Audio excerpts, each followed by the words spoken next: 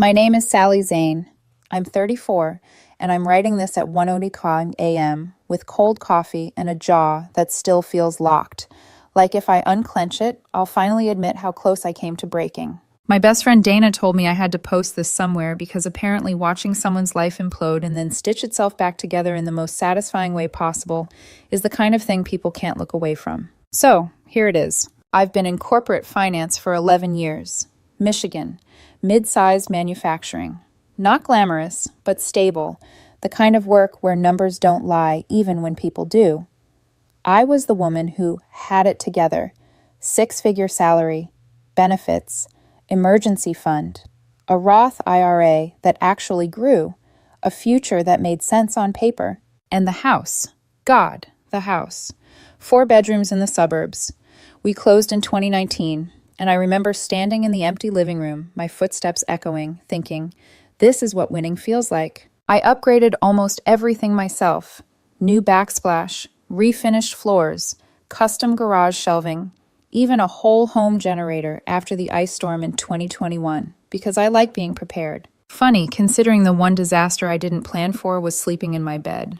My weekends were Home Depot runs and sawdust therapy. I had a full setup in the garage, table saw, miter saw, router table. I built most of our furniture because my boyfriend, Jason Mercer, used to say store-bought stuff felt soulless. So I built him a massive farmhouse dining table that could seat 10. He cried when I finished it, ran his hand over the wood like it mattered and said, Sally, you're perfect. This is perfect. That was back when his compliments weren't investments. Jason worked as a marketing coordinator at a tech startup downtown. We met at a mutual friend's wedding in 2015. I liked that he was confident, ambitious, always talking about growth. He made decent money, less than me, but it never bothered me. I respected his drive. Or maybe I respected the version of him he sold me. For years, our routine was smooth. I was up at 5:30, gym, desk by 8. He liked slow mornings. I got home around 6. We cooked or ordered takeout. Weekends were projects, friends, normal life. Looking back, I can pinpoint the moment the air shifted. March 15th, 2024, Friday. Company-wide meeting at 10 a.m. If you've ever worked corporate, you know that meeting has a smell. It smells like layoffs and fake sympathy. The CEO gave the difficult decisions speech. Market conditions. Restructuring. The usual. Then they started reading names. Mine was third. 11 years. Late nights. Process improvements that saved them millions. None of it mattered.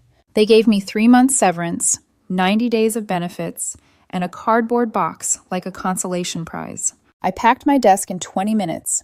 Honeymoon photos, degree, awards, 1 half-dead plant. A security guard took my badge and muttered, "Sorry, ma'am," like that was the only real human sentence in the room.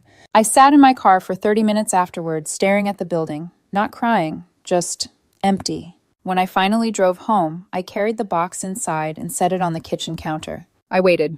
Jason came in around 2 p.m., glowing from Pilates, holding an overpriced smoothie like it was a trophy. He was halfway through a story about his friend's drama when he noticed the box. He stopped. "What's that?" "I got laid off today."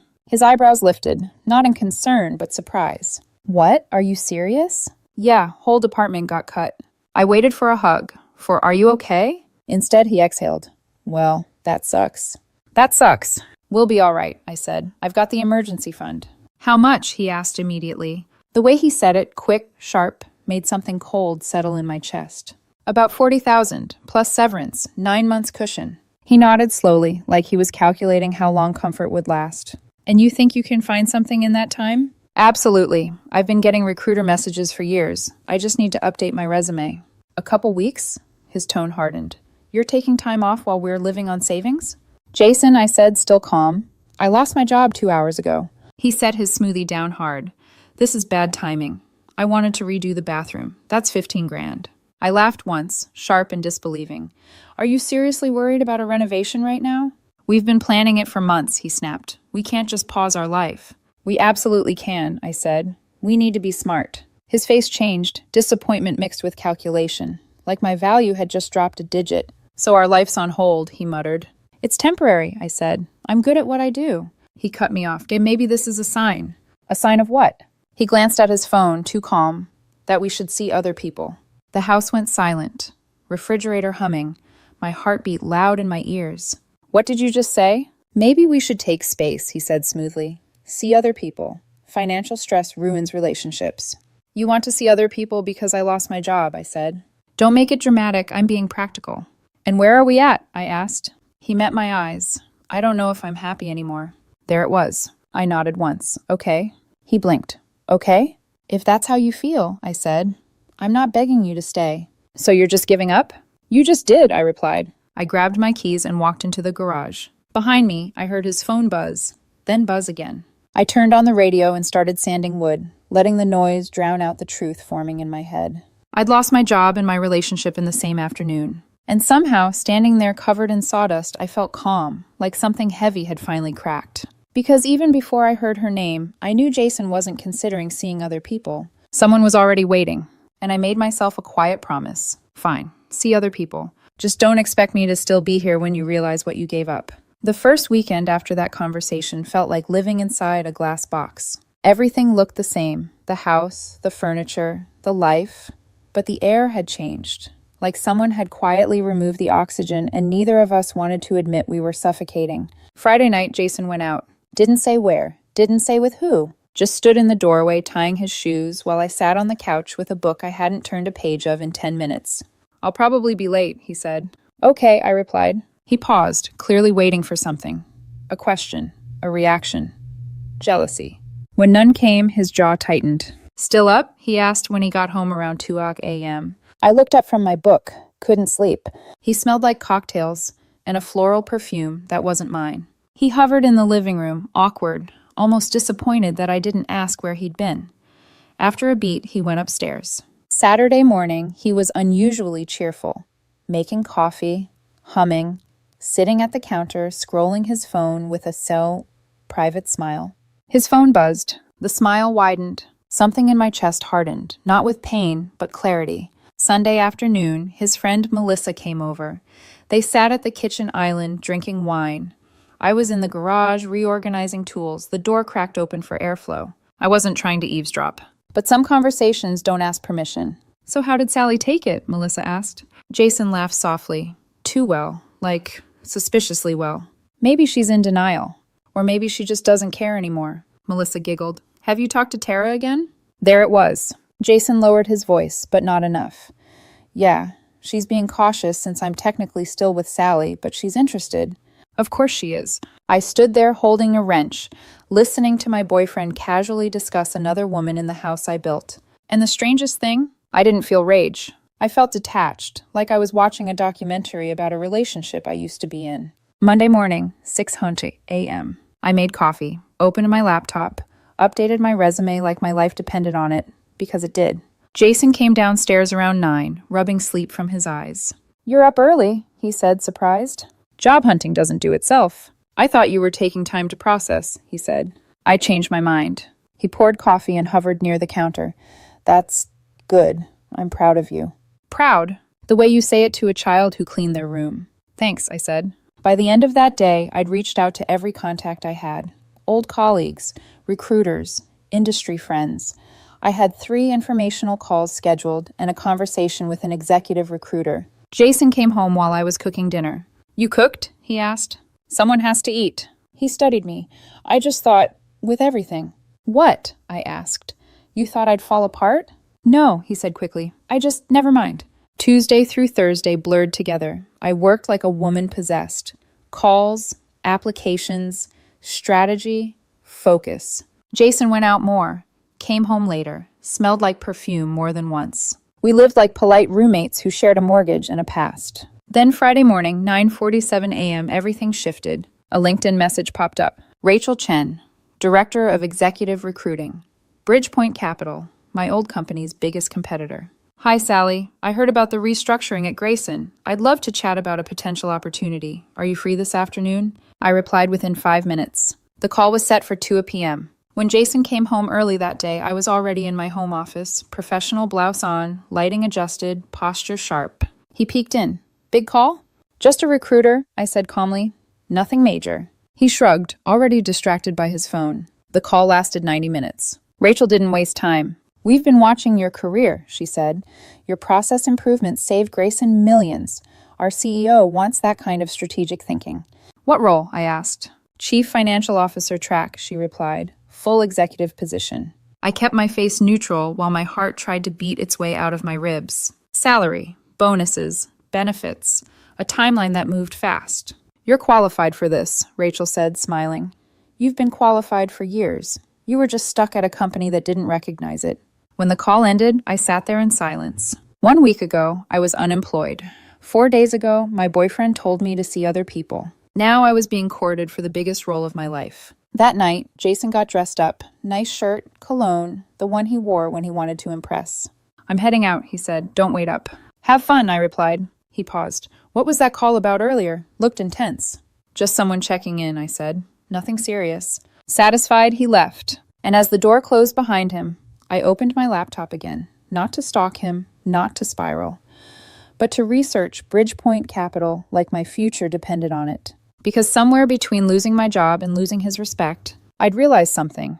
Jason thought I was sinking, and I was quietly rising. Monday morning felt unreal, like I'd stepped into a parallel version of my life where everything moved faster and sharper. The interview with Bridgepoint's CEO went better than I could have scripted if I'd tried. Direct questions. No corporate fluff. He wanted strategy, clarity, results. I gave him all three.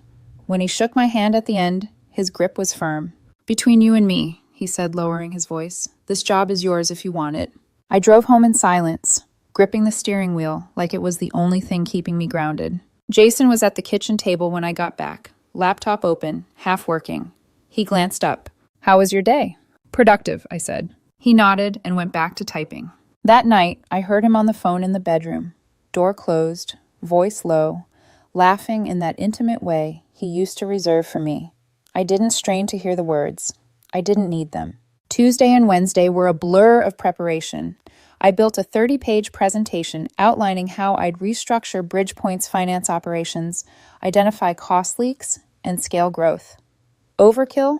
Maybe. But I wasn't playing small anymore. The board meeting on Thursday was the final step. 5 board members, the CEO, Rachel. I handed out printed copies, walked them through my vision, answered every question without blinking. When I finished, the board chair leaned forward. That's the most comprehensive interview presentation I've seen in 20 years, she said. When can you start? Rachel called me 3 hours later. Offer, signed, done. Base salary nearly double my last job. Bonuses that made my head spin. Benefits that felt surreal. I accepted sitting alone in my car in a parking garage, hands shaking, not from fear, but from the sheer weight of the moment. 1 week ago, Jason had called me a financial risk. Now I was a CFO. I didn't tell him. Not right away. Call it petty. Call it self-protective. But after watching him emotionally detach the second my income disappeared, I wanted to see what truth looked like without warning labels. The offer came with one small clause.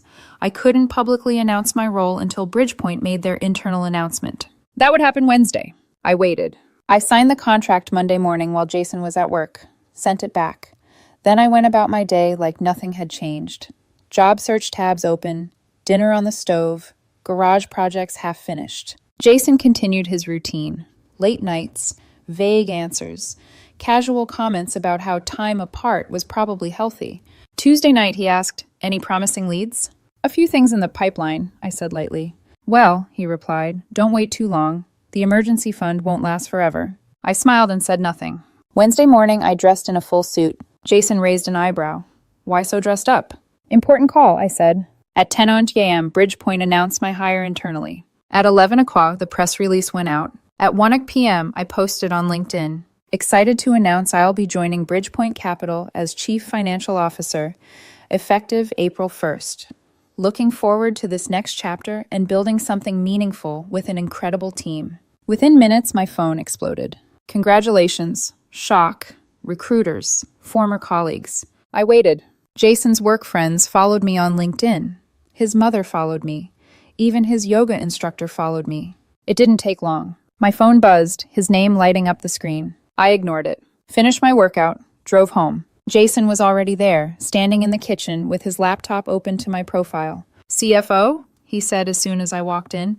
You're going to be CFO at Bridgepoint? Yes. And you didn't tell me? You didn't ask. This is huge, he said, running a hand through his hair. Sally, this changes everything. I set my gym bag down slowly. Does it? I asked. He froze. I mean, of course it does. This is incredible. I leaned against the counter. When did my job title become the deciding factor in whether you wanted to be with me? That's not fair, he said quickly. I was just being realistic before. So was I replied. You told me to see other people 4 days after I lost my job. You've been coming home late, smelling like someone else. You made your position very clear. He opened his mouth, closed it, tried again. I didn't realize you had something like this lined up. There it is, I said softly. He looked confused. When I was unemployed, I continued, I was a liability. Now that I'm a CFO, I'm suddenly worth fighting for. That's not what I meant. It's exactly what you meant, I said calmly. You just didn't expect me to notice. He sank into a chair, stunned, like the math wasn't adding up anymore. Can we sit and talk about this? He asked, voice suddenly gentle. We are talking, I replied. And for the first time since the layoff, I watched Jason realize something terrifying. He hadn't just underestimated me. He'd bet against me, and he was about to lose. After the announcement, Jason didn't sleep much. Neither did I, but for different reasons. Where I lay awake feeling strangely light, like gravity had loosened its grip, Jason paced, opened and closed drawers, checked his phone, replayed conversations in his head like he could still edit them. The next morning, he woke up early and made coffee. That alone told me everything. For 6 years, I'd been the one up first, the one who planned, the one who carried the invisible load. Now suddenly, he was trying. Sally, he said softly as I came downstairs, can we talk? We've been talking, I replied, pouring my own coffee. He winced. I mean, really talk. So we sat at the dining table, the one I built, the one he once cried over. The irony sat between us like a third person. This job, he began carefully, it's a big deal. I'm proud of you. Thank you, I said, and I meant it. It just wasn't enough. What's the salary? He asked, trying to sound casual. There it was, I told him. I watched his eyes widen as he did the math. Almost double my old income. Bonuses. Stability restored. And then some. That's incredible, he said, reaching for my hand. I didn't pull away. I just didn't reach back. I think I panicked, he said quickly. When you lost your job, I wasn't thinking clearly. I was scared about our future. And seeing other people helped with that fear? I asked. He flinched. I didn't do anything, he said defensively. We just talked. I don't actually care, I said calmly. He stared at me. I don't care that you met someone, I continued. I care that the moment things got hard, you checked out. You showed me exactly who you are when life stops being convenient. So what? He snapped. You're just done? You were done first, I replied. I'm just accepting it.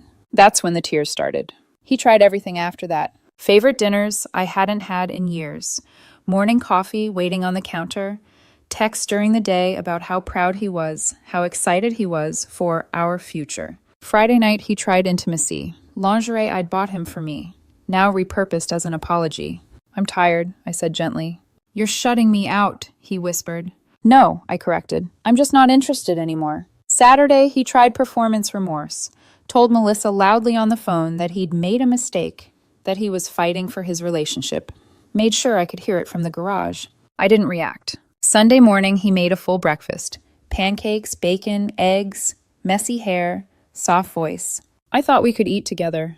I'm meeting Dana in 20, I said, grabbing coffee. His face fell. Can you cancel? No. I left him standing in the kitchen with his effort cooling on the table. By midweek, the desperation shifted. Anger, accusations, claims that I'd changed, that I was punishing him, that I'd never really loved him if I could walk away this easily. Then bargaining.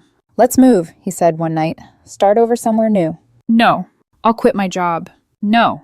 Counseling? You already told me how you handle stress, I said. I listened. Finally, one quiet morning, he was sitting at the table staring at his coffee like it had betrayed him. I talked to a lawyer, he said. I nodded. Okay. Uncontested, he continued. No kids. Split assets. Clean. You should do that, I said. He looked up, eyes red. You're really not going to fight for us. I fought, I said softly. You didn't. That broke him. The worst part, he admitted, voice shaking, is that if I'd just waited, if I'd been patient, we'd be celebrating right now. Yes, I agreed, we would have. The silence after that felt final. He packed a bag that afternoon. At the door, he stopped. I hope you find someone who actually appreciates you. I already did, I said. Me. After he left, the house was quiet. Not empty. Quiet. I walked through the rooms I'd renovated.